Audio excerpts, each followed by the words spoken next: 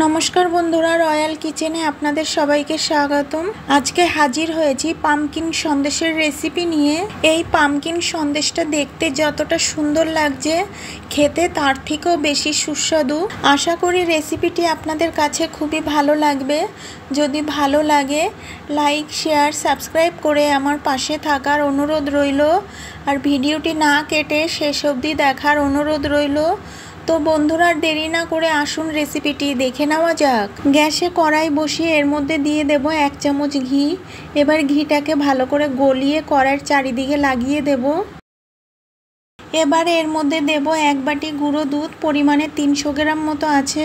লো গ্যাসে গুঁড়ো দুধটা অনবরত নেড়ে 2-3 মিনিট মতো এইভাবে ভেজে নেব। গুঁড়ো দুধটা 2 মিনিট মতো ভেজে নিয়েছি। এবার এর মধ্যে দেব 200 ml মতো কনডেন্স মিল্ক। কনডেন্স মিল্কটা দিয়ে গুঁড়ো দুধের সাথে ভালো করে নাড়িয়ে মিশিয়ে নিতে হবে। এইভাবে ভালো করে মেশাতে হবে যেন গুঁড়ো দুধের দলা না থেকে যায়।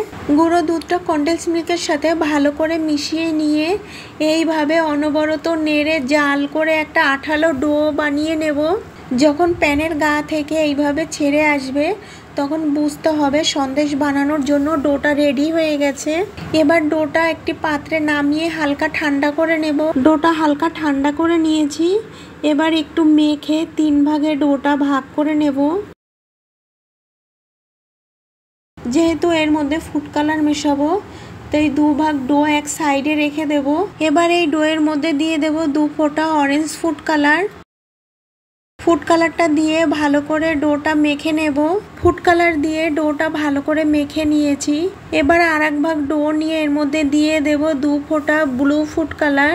এবারও ফুড কালারটা দিয়ে ডোটা ভালো করে মেখে নেব। ফুড কালার দিয়ে ডোটা ভালো করে মেখে নিয়েছি। এবার ছোট ছোট লেচি কেটে নেব। লেচি কেটে এইভাবে মসৃণ করে গোল করে নেব। এখানে মোট 9টা লেচি হয়েছে। এবার অরেঞ্জ ফুড কালার মেশানো ডোটাও 9টা ভাগে লেচি করে নেব।